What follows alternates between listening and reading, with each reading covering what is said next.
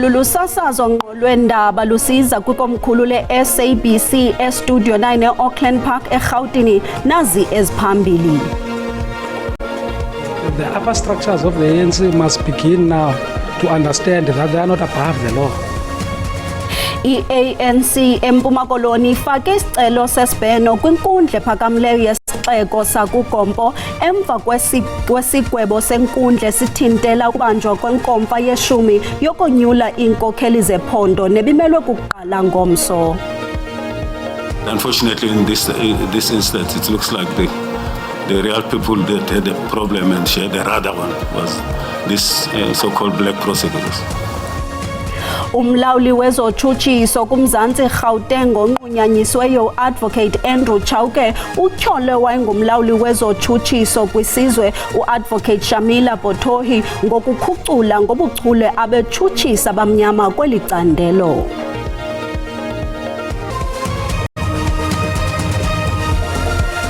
Molweni mzontsundu singonondaba belijelo sasazo sesilungele ukuniphakela kuvimba wethu ngokuhlwanje ngokukhawuleza masigawuleso warhuqa.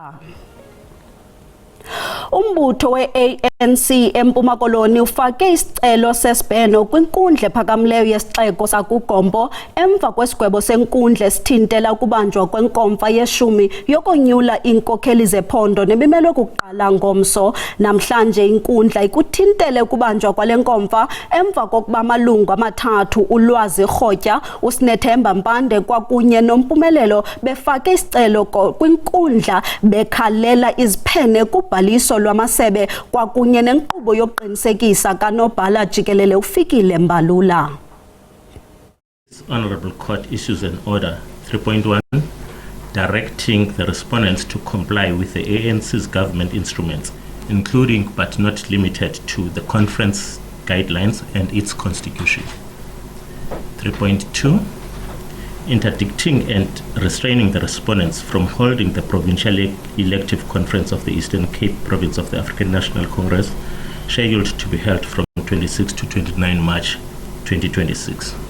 Umbutho ANC ufumcelimngeni ngesisigqibo senkundla ngelithi lenkundla inalungelo lokuchophela elityala ikwaphikisa nentetha yenkundla ethi umbutho ANC nesigqiba solawulo salombutho ephondweni iPEC aziyithobelanga imithetho yalombutho emalunga nokuhlawulwa kwenkomfa. Isigqiba solawulo salombutho sikazwelonke sithi sinenkxalabo ngendleko lombutho oza kujongana nazo ngenxa yesisigqibo senkundla. So the applicants before the court have not exhausted the mechanisms internally in the ANC, have not processed all the issues through the structures of the ANC. That's the first thing. Number two is that delegates have arrived in terms of registration, so there are cost implications that is there. Abaphumeleleyo kweli tyala bathi lo ngumyalezo ongqingqwa kwiinkokheli zalombutho ukuba zenze izinto ngokomgaqo siseko walombutho. We want stability and we also want conferences. But conferences must be convened in a correct manner where guidelines, rules and regulations of the ANC must be adhered to. It can't be that it's only branches that must do that. The upper structures of the ANC must begin now to understand that they are not above the law. Lombutho ulinde iziphumo kwisicelo sokufaka umcelimngeni enkundleni kwakunye nosuku lomcelimngeni oza kuthi uchotshelwe ngalo. Ndingusidima Mfeku kwiindaba ze-SABC ndikuGompo. Umlawuli wezotshutshiso eMzantsi Gauteng onqunyanyisweyo uAdvocate Andrew Chauke uxelele iqonga lophando likhokhelwa ijaji edla umhlalaphantsi uJudge Bess Ngabinde ukuba ngabatshutshisi abantsundu abathandathu kuquka naye abajongene nenkqubo zoluleko phantsi kobunkokheli bobesakuba ngumlawuli jikelele wezotshutshiso uAdvocate Shamila Bottohi. uAdvocate Chauke wanqunyanyiswa ngumongameli uCyril Ramaphosa kulandela iziphakamiso zikaBottohi ngezityholo zobugwenxa. Ifikile le mini kadixelwa lusuku lokuqala uAdvocate Chauke ehleli kwisitulo samangqina kweli qonga lijonga ukulungela kwakhe ukuba sesikhundleni. phakathi kozengezenge lwezityholo ajongene nazo sezokuba nguye owamisela izityholo zokuququzelela ushishino olungekho mthethweni ezazityatyekwa owayisa kuba ingqwayingqwa yokheje KwaZulu-Natal uMajor General Johan Boysen nebutho lamapolisa lolwaphulo-mthetho obuhleliweyo laseKhetomena ekwatyholwa ngesigqibo sokuyekisa izityholo zokubulala ezazityatyekwa owayisa kuba ingqwayingqwa yebutho lezobuntloli emapoliseni uNjengele Richard Mdluli. Ukuchaze ukutshayelwa kwabatshutshisi abantsundu njengenyathelo elixhalabisayo watsho etyhola ngelithi ukungena kwakhe esikhundleni uAdvocate Batohi wasiphula abatshutshisi abamnyama. Okhokela ubungqina kwesi sithebe uAdvocate Thembeka Ngcukaithobi umbuzisise ngelinani labatshutshisi abantsundu athi bagawulwa ngezembe ngexesha lobunkokheli bukaAdvocate Batohi. It's a worrying trend, and I take it that each and every NDPP will come into the office space. They will come with their own style of management or expectations for some of the background information that they will have. But unfortunately, in this instance, it looks like the real people that had a problem and shared the radar one was this so-called black prosecutors. Lisaqhuba eliqonga lihlola ukulungela kwa-Advocate Chauke isikhundla njengenhloko ezotshutshiswa eSouth Gauteng. Umphathiswa ngexesha lengcinezelo wemfundo yabantsundu Barend du Plessis ukuphikile ukubandakanyeka kwakhe kwizicwangciso zokubulala amatshantliziyo amane weli loMzantsi Afrika eKaladokhwe ngo-1985. uFort Chalata, uMatthew Goniwe, uSicelo Mhlawuli noSparo Mkhonto. uDu Plessis unike ubungqina kwimibuzo ebihlatywa ngesi siganeko seCradoc 4 kwinkundla ephakamileyo yaseGqeberha. uDu Plessis unikeze ubungqina kusetyenziswa ubuxhakaxhaka bale mihla waye kwesasikhundla ngo-1983 ngethuba uMatthew Goniwe esuswa kwisikhundla sakhe sokuba ngutishala kwilokishi yaselingelihle eCradoc. Uxelele inkundla ukuba uGoniwe wayengutishala oqotho kodwa wayihlupha kuba wayehleli nje encokola ngepolitiki nabafundi ngexesha lokufunda. uDu Plessis uthe njengenyathelo loluleko isebe layalela ukuba asuswe okwethutyana uGoniwe kwisikolo saseCradoc asiwe kwesinye siseGraaf-Reinet, kodwa wala uGoniwe. uDu Plessis uqhubeke wangqina ukuba waye wacinga ukuba umbuso elaxesha wakhetha ukumsusa ngokupheleleyo uGoniwe noFort Chalata. Uthi into ethi ukususwa isigxina yaye yamiselwa lisebe lokhuseleko yasetyenziswa njengelinye igama lokubulala. We would have preferred right from the beginning to remove Mr. Goniwe temporarily to Graaf-Reinet, but permanently removing somebody from society attained the status, if one can call it that, of a word that implied that somebody would be removed from society permanently by killing him. Unyana kaGoniwe unyaniso Goniwe besenkundleni uthi obubungqina buza nengcaciso ngendlela yokusetyenziswa kwamagama ngela xesha. Kulindile kuba kuvele uEugene de Kock wayesokuba uyikumanda yeFACTPLUS ngolwesihlanu. Kwiindaba ze-SABC ndunguntombuzo Bhalindula eGqeberha. Usodolophu waseTshwane uGqirha Nasiphi Moya uyiqhobele izandla ikomishoni kaMadlanga ngomsebenzi wayo omhle wenzileyo kuza kuthi ga ngoku. Kusenjalo uvakalise ukuba isekela lakhe uEugene Modisa kayindawo logama kusalindwe uphando lwale komiti yesikhawu. Oku kuza nanjengoko esanda amakhwelo okuba uGqirha Moya athathele uModisa amanyathelo ngezityholo zokubandakanyeka kwakhe kwinkampani yonogada Triotic Protection Services neyinxalenye yenkampani ezingama-22 ezafumana i-2.9 billion rand yethenda kulo nyaka umasipala ngo-2022. On behalf of the Mayoral Committee, I would like to commend the Madlanga Commission for its firm and uncompromising work in advancing accountability and transparency in South Africa. Ethetha kwinkomfa kunye nentatheli ngalentseni usodolophu masipala oMbaxo waseTshwane uGqirha Nasiphi Moya uyothulela umnqwazi komishoni kaMadlanga watsho ebalula ukuba imiba evele kule komishoni ebandakanya urhwaphilizo ngaphakathi kulo masipala ayibothusanga kwaphela belibhunga. Utsho esithi ukufika kwakhe kulo masipala ngo-Oktoba ka-2024 zifo ibibonakala kwangoko ingxaki yolawulo lugwenxa lwezimali kwaye ezi zingxaki ekudala zikho.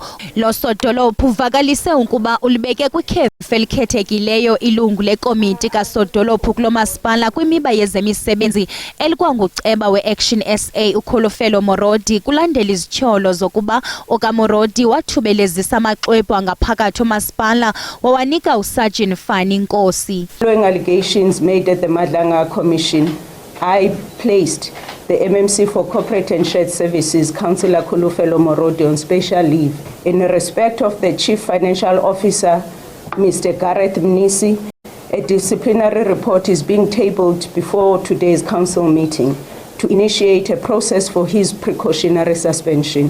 Kusenjalo amaqela aphikisayo kwelibhunga atyhola ulawulo lomasipala ngokuvumela urhwaphilizo nangokukhusela usekela sodolophu lomasipala Eugene Modise notyholwa ngokoyamana nenkampani yonogada iTriotic Protection Services.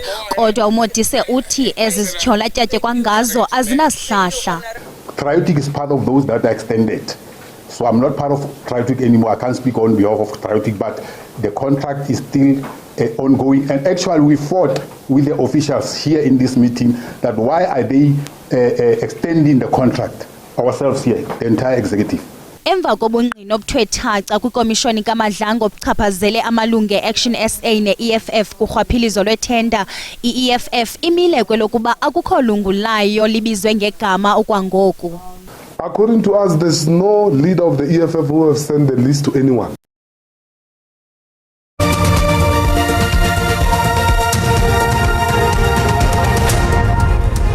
Sinamkele kwakhona kwindaba zelijelo ungalibali ukuba ziyafumaneka ezindaba kwijelo le-YouTube ukuphela nje kwazo zikwafumaneka zisasazwa ngqona kwi-SABC Plus kwinqaku lokuqala sithe. Umbutho we-ANC eMpuma Koloni ufake isicelo sesibheno kwinkundla ephakamileyo yesixeko sakuGompo emva kwesigwebo senkundla esithintela ukubanjwa kwenkomfa yeshumi yokonyula iinkokheli zephondo nebikumelwe kuqala ngomso. Ukanti lo mbutho uyaqhubeka nezicwangciso zawo zokuba le nkomfa nangona ithintelwe inkundla nenkqubo yobhaliso mayiqhube kwaye uninzi lwegqiza lugalelekile kuGompo apho le nkomfa ilungiselelwe ukubanjwa khona. Usekela Mongameli uMnumzana Paul Mashatile uthi buyabukhula kwaye buqina ubudlelwane beli loMzantsi Afrika nelizwe laseChina kwaye bubonakala bubuhle kakhulu xa buthelekiswa namanye amazwe ehlabathi. Ukuthethe oku kwinkomishoni yethoba yeli neChina ebibanjelwe eKapa. uMzantsi Afrika nelizwe laseChina baphonononga intsebenziswano phakathi kwalamazwe. Usekela Mongameli uPaul Mashatile udibene noxa wakhe waseChina uHan Zheng eParlamente namhlanje. uMashatile uthi intsebenziswano phakathi kwalamazwe iza kuba neziqhamo ingakumbi kumaqonga ozakuzo ehlabathini. We have noted the appreciation, the outcomes of the Foreign Affairs Sectoral Committee, which reaffirmed our shared commitment to advancing development, addressing debt sustainability, strengthening climate action, and promoting the reform of international financial institutions to better reflect the interests of developing countries such as ourselves. Lamazwe mabini aza kuphinde athungelane kumacandelo athile abalula ukuphehla umbane. We are encouraged by the growing collaboration in energy planning, gas to power, and nuclear to power development, as well as a shared commitment to deepening cooperation in mineral processing, beneficiation, and value addition, which are critical to strengthening South Africa's industrial base for economic growth. Kukho nemvisiswano yokuba amazwe eBRICS adlale indima enkulu ekuziseni uxolo kwiimfazwe zehlabathi ingakumbi eMiddle East. Kwiindaba ze-SABC ndingubulelani Philip eParlamente. Ngaphandle kokuthetha ngokunciphisa uxinzelelo olukhoyo nokunqumamisa uhlaselo kwiziseko ezingundoqo, imfazwe phakathi kweMelika noSirayeli kunye nelizwe lase-Iran ayibonisi impawu zokuthomalala. Uhlaselo liyaqhubeka kuwo wonke ummandla ngelixa iinkokheli zehlabathi zilumkisa ngongquzulwano olumandla. Zidodobala inzame zokuphelisa ungquzulwano kumbindi wempuma eMiddle East ke ukutsho, ngaphandle kweengxelo zokuba iMelika ingathi qha ekuhlaseleni nokutshabalalisa iziseko ezingundoqo. Umlo wona usaqhuba. Iran ithi iphonononga isindululo saseMelika esinokuthi siphelise imfazwe, kodwa igxininisa ukuba ayibandakanyekanga kwingxoxo neWashington. Uthi akukabikho zingxoxo neMelika, kodwa iMelika iqale ukuthumela imiyalezo kwezintsuku ezimbalwa zidlulileyo. Ngelixa umongameli waseMelika uDonald Trump esithi iingxoxo ziyaqhubeka nanjengoko imisebenzi yomkhosi isanda. Winning so big, nobody's ever seen anything like we're doing in the Middle East with Iran. And they are negotiating, by the way, and they want to make a deal so badly, but they're afraid to say it because they figure they'll be killed by their own people. Loluthe qolo estrati yaseHamas neke yona ndlela ehambisa ioli kwihlabathi iphazamisa nangakumbi inqanawe ezihambisa ioli, nto leyo engunozala ukwenyuka kwamaxabiso amafutha kwihlabathi liphela. Ulwamvila lombhodamo luvakala mbombozone zehlabathi. eThailand ukunyuka kwamaxabiso amafutha anxulunyaniswa nemfazwe kungabangela ukuvalwa kwemisebenzi yokuloba. Normally we pay for a certain amount of fuel, and now that the price has gone up, we've been trying to sail slower. Izizwe ezimanyeneyo zilumkisa ukuba le mfazwe inganeziphumo ezikraka kwihlabathi liphela. Inkqubo yesibonelelo ngokutya kubafundi abangathathi ntweni kwizikolo zaKwaZulu-Natal ijamelene nekamva elimfiliba nanjengoko lusanda ukruthwa-kruthwano ngesiniki maxabiso esitsha. Iqela labaniki nkonzo abafake isicelo sethenda abaphumelela babhenele kwinkundla ukuthintela ukunikezelwa kwesivumelwano esitsha esixabisa i-2.5 billion rand kule nyanga izayo. Bangaphezulu kwegidi ezimbili abafundi abaqhamuka emakhaya ahlwempu abahlomula ohlelweni lokuhlinzekwa ngokudla ezikoleni KwaZulu-Natal, kanti kwiningi labo lokhu kusekuwukona kudla abazokuthola kulolu suku. Kanti kwamanje kubonakala sengathi kusazobambezeleka ukulethwa kwaloku kudla kwabanye. Ithende lingathola ku-2.5 billion wamarandi yokuhlinzeka ngokudla ezikoleni esifundazweni kule minyaka emithathu ezayo, kulindele ukuthi iqale ngo-April. Nokho laba bangazange baphumelele ekutheni babe ingxenye yalolu hlelo bafake izikhalo njengoba besola ukuthi kube nomkhonyovu. Kanti njengoba sekubalwa iy'nsuku ngaphambi kokuthi iphele i-contract ekhona njengamanje, laba banezikhalo baye enkantolo eMgungundlovu beyofuna umyalelo wokunqanda umnyango wezemfundo ukuthi ungawakhipha ama-contract kuze kuba izikhalo zabo ziyalalelwa zonke kuphume isisombululo. Abameli babo bathe inhloso yabo akuyona ukuthi baphazamise uhlelo lokuhlinzeka izingane ngokudla, kodwa bafuna ukuthi umnyango ulandele umthetho. Akufanele ngabe kunokuphazamiseka, bekungamele kuze kufike lapho, kepha ngendlela i-department eqhube ngayo lento iya lapho ngokuzama ukufuna ukuphusha i-narrative ethi sinenhloso yokuphazamisa ukuthi kufidwe, kanti akulona iqiniso lelo. Kulaba ngaphezulu ka-1,700 abakwazile ukuphumelela ukuthi babe ingxenye yaleli thenda, balingathela ku-191 okunezikhalo ngokukhishwa kwamathenda abo. Umnyango wezemfundo uzichithile izitsolo zokuthi kube nokungahambisi kahle ngokunjalo nenkohlakalo kulolu hlelo. Zanele Buthelezi, indaba yenza SABC enkantolo eMgungundlovu. Isebe lezempilo kweli lithi isifundo esiqatha safundwa ngethuba uMzantsi Afrika uthwaxwa sisithwakumbe sentsholongwane kabhubhane we-COVID-19 ngonyaka ka-2020. Lithi eso sithwakumbe sabangela ukuba kwenziwe inzame zokuphucula inkqubo yezempilo ukuze ikwazi ukuqubisana nezifo ezibulalayo. Oku kuza nanjengoko le nyanga kaMatshi phawula iminyaka emithandathu ukususela oko ilizwe lazifumana liphakathi phakathi kobhubhane owathi wadala isiphithiphithi kwaye utshintsha ubomi babantu abaninzi balahlekelwa imisebenzi abanye ikukubhubha kwamalungu entsapho zabo. Millions of our people have understood the gravity of the situation we are in. Yaguqula impilo yabantu abaningi njengoba izwe laselibhekene nobhubhane lwesifo eminyakeni eyisithupha edlule. Lo mama onengane ezimbili uthi kwadinga ukuthi ashiye phansi emsebenzini ngenxa yokugula. Kwangiphatha kabuhlungu kakhulu ngoba ngangingasakwazi emsebenzini. Ngase nje ngomuntu ohlezelele, ngase ngumuntu nje